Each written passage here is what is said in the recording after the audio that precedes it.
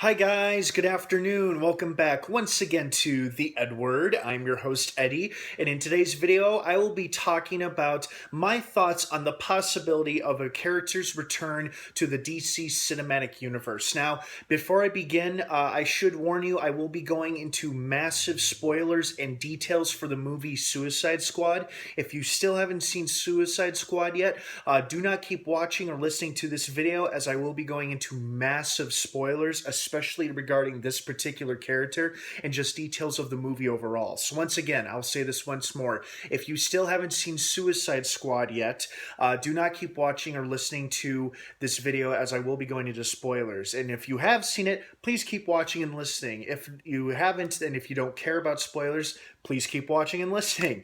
So in today's video, I wanted to talk about the possibility if the character El Diablo will return to the DC cinematic universe. Last we saw him was in the film Suicide Squad. He had a part to play in that. He was this Los Angelino who was born with the ability to basically burst into flame or turn into this fire god. It looks like an Aztec fire god. And, he tried to be a man of peace after he accidentally kills his own family. But once he's provoked and given reason to, he contributes big time to the squad, helps take down and fight Enchantress's brother. And unfortunately, supposedly dies when he makes a sacrificial play when he's holding the brother at bay and they set off the bomb, which kills both him and Enchantress's brother. Now, the reason why I'm wondering if he's actually dead or not, or if he could return to the DC cinematic universe, is because this man, his powers were, practically limitless. The guy seems pretty much impervious to really anything except maybe water. I don't know if water could kill him, but it would definitely weaken him. They kept him in this big, water case thing as a prison cell at Blacksite in the movie.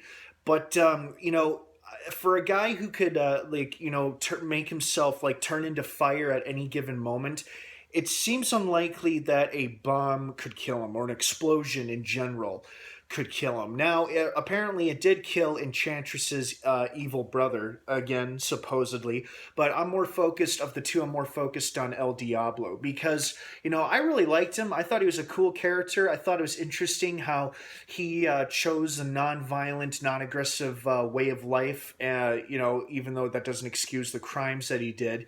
And, he was trying not to be a bad guy, but in the end, he kind of had to be a bad guy, or at least use his powers to help save his squad members and help save the world. And, like I said, he made the sacrificial move, which ended up costing him his life, supposedly. But because of his ability to shoot fire out of his hands, or, make his entire body, not incinerate himself, but basically engulf his whole body in flames at any given moment, kind of like the Human Torch, basically. Make yourself burst into flames and not get hurt and not die. I just find it very, very unlikely that he died. Now, of course, they don't confirm it or flat out say it in the film. I mean, in the film, they imply that he's killed in the explosion, which takes both him and the brother of Enchantress. However, I still think there's a very slim possibility that El Diablo could return to the big screen in the near future. Now, how and where could he return is the next question. Well, there have been rumors for a while about a sequel to Suicide Squad 2, but it seems those plans have been placed on hold or scrapped for now. Like I said, nothing is official here. This is all purely speculation and rumor, but it seems like those plans are on hold or scrapped, and they're now focusing on Gotham City Sirens, because even though the film was divisive and had a mixed reception by critics and fans alike, a big highlight for many people who didn't like the movie but at least enjoyed the one aspect to it, was Margot Robbie's performance as Harley Quinn. And hats off to her. She did an amazing job. She really embodied the character, the essence, the craziness of Harley Quinn. Despite how you felt about the movie, you gotta admit that she made a great Harley Quinn. It's kind of like for Batman v Superman, for people who really hated it or didn't like it, the one thing that they did enjoy was Ben Affleck's performance as Batman and Bruce Wayne.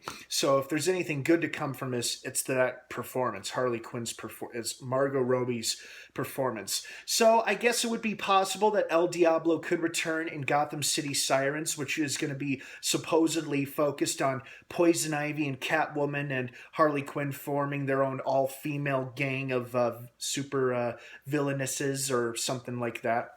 Um, I'm not entirely familiar with El Diablo's comic book history, or at least the history of his comic book counterpart. I don't know if he's the enemy or the arch nemesis of any well-known DC superhero. I guess he could really fight anybody if you think about it. Any metahuman would be more than a match for him.